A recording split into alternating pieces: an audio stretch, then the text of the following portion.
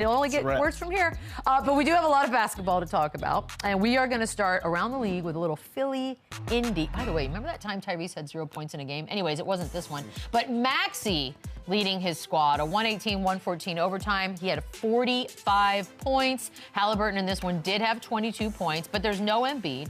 There's no Paul George. Maxey, of course, doing everything he can. It's their first win as a squad. Look, I can't help but feel a little bit for him because he's out there with supposed to be a couple superstars and it's just him. But where is he on the echelon of stars in the league? Tyrese Maxey? Yeah. I mean, he's up there. He made a real name for himself last year. Look, this guy, he's solidified himself as a star. He solidified himself as an all-star, and now he's got to carry the majority of the workload here with Paul George out, with Joel Embiid out. And you can tell each game he's developing more trust from that coaching staff, from his other teammates. And he's playing with a lot of vet guys. You can see he's playing with Eric Gordon, the Kyle Lowrys, the Kelly Oubres. He's playing with vet guys, and they're just giving him the ball. They're letting him rock.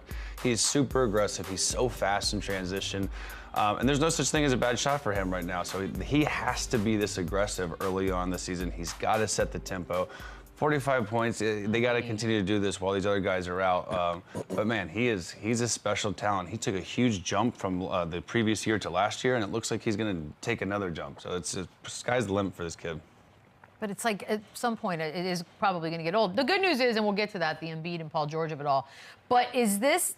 Let's say Embiid misses a bunch of games, right? At what point do we say, you know what, maybe this is Tyrese Maxey's team?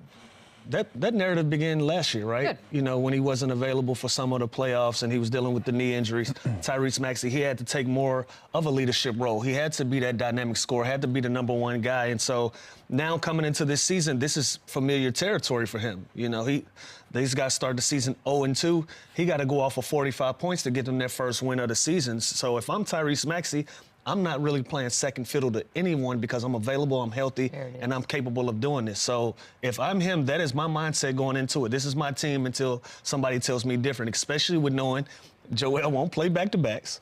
You know, PG has had his fair share of injuries and things that they're going to have to monitor throughout the season. So if I'm him, I'm just going into this thing guns blazing and not looking back or not worried about what anybody said. And PG and Joel, they're getting older and they are banged up. They have injuries that they're dealing with. So Tyrese Maxey's the perfect young budding star that has their respect. And like Luda said, he's available. He's playing every single game. He's putting now. Do I want him taking 32 shots, 5 of 17 from 3? Like no. But again, you can see he's pushing. He's forcing a little bit, but he has to with what they have, with the product they have going out there now. So I think he's gained the respect from these two stars. And when they do come back, I don't think it's whose team is this, whose team is that, but I think he still needs to continue to be aggressive. But I think naturally he just won't have to take 30-plus shots. Yes. But I think he's still is uber aggressive. Yeah, I would love for him to be a lot more efficient. But Chandler, you know how these things go. When you start a season 0-2 or you're going through one of those lulls in the season where you need to win, you need your best player to just go out guns blazing. Like if we're gonna lose a third game, I'm gonna have 30 attempts up. You know, I'm not going to leave anything in the chamber. I'm not going to leave it to chance. And that's what we saw in Tyrese Maxey. I don't think this is a recipe for them to be successful long term. I think once these guys get back, he'll settle into more of an 18 to 20 shots a night. But, you know, I thought it was necessary for them trying to win a game last night. And clearly their coaching staff is okay with it. They're going to win or they're going to lose right now with Tyrese Maxey being super, super aggressive. So it worked last night. And, again, he's going to have crazy games. He's going to have games where he's more efficient. But I don't think it's sustainable for him to be taking 30, 35 shots a game. I just don't think that's. It will be weird, though, if there are periods of time where, like, Paul George and Embiid are both out, and he's just going to have to ramp it up for a game, and then they're back on the court the next game and back and forth. It's going to be an interesting season for Tyrese Maxey. Point guard-wise, Eastern Conference, where do you have him? Honestly, I look at him as a two-guard. You know, okay, fair. I'll put him in that catch-weight space of the Allen Iversons of the world. You know, small scoring guards.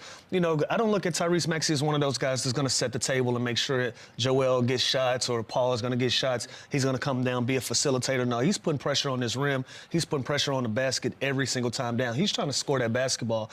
I don't really rank him in the point guard thing. Maybe technically he's a point guard, but I look at Tyrese more as a shooting guard, one of those dynamic guys that can rack up a bunch of assists assists, but naturally he's going to go out there on the floor, score the basketball, create tempo. I don't think he's the guy that creates shots for everybody else. Yeah, he's more of a scoring guard. He's more of a two guard. Like when I think of point guard, I think of a Tyrese Halliburton. I think of an actual setup guy. But when you look at if he's a point guard, he's top 5 in the Eastern Conference, no doubt. You look at Halliburton, Brunson, Drew Holiday, Dame Lillard, Tyrese Maxey is right there in that upper category of those point guards. So he solidified himself. He has respect. He's respected his locker room. He's a great kid. He works hard. You saw what you would think he was a Hall of Fame multiple-year All-Star. What Philly did with him this summer with the whole. Oh yeah. It was insane. So they clearly, he is beloved in the city of this franchise. So yeah, he's doing something right. Well, the rumor on the street is that we might get to see Paul George and Embiid Wednesday when they play the Pistons. And why are you laughing? It's a great. I know why he's laughing. Is that a good intro? It's a great team to come back. I know, but both of them I seems ain't gonna have Detroit like, mad at me. It was just interesting. That's the matchup. You just laughed in their face. You really did.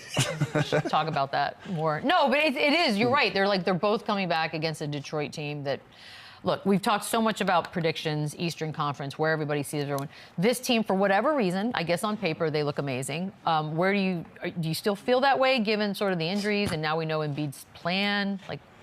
I mean, listen, this team is a completely different team without 2 superstars. Take off the best 2 of the top 3 players on any team, they are going to struggle. They are not going to be nearly as good as they are fully loaded. So, again, the Eastern Conference, some teams have got off to a hot start. Some teams have gotten off to a slower start. You look at Indy, you look at Milwaukee, they struggled earlier. Does that mean that they are not going to be good come postseason? No. Every team is going to take a little bit of time. Every team is going to develop differently. But, yeah, I'd like to think still that Philly is a contender with Joel Embiid, with Paul George, when these guys get back and they start getting reps. Now, how many games are they going to play? Are they going to come back on a load management? That's why I love them coming back against the Pistons. You can play them, 15 to 20 minutes. Work them in. Let Tyrese Maxey continue to do what he does. That was crazy. But, yeah, I think this is, obviously, it's going to take time. And I'm interested more to see how they fit with Tyrese Maxey now, but instead of the other way around. So it'll be interesting. Right? I think they'll still be right there, because once you add those 2 guys in, that gives them more of a balance, right? Because I'm looking at their box score. Eric Gordon is going to be the guy that's going to score this basketball off the bench for them. So when you put Paul George and you put Embiid back in that lineup, maybe Caleb Martin goes to the bench. Maybe a Kelly Oubre goes to the bench, or they stay with that big lineup with those 2 guys, or Kyle Lowry goes to the bench. Now he's facilitating. Kyle is going to go in there for 7-8 minutes. He's one of those guys, defensively and offensively. He's going to make sure they don't have any lapses on both ends of the floor. So that creates a dynamic for them where they have that balance and having 2 solid groups that's going to get them through 48 minutes of basketball. We did mention Tyrese Halliburton. He did have his 22 points, but his average right now is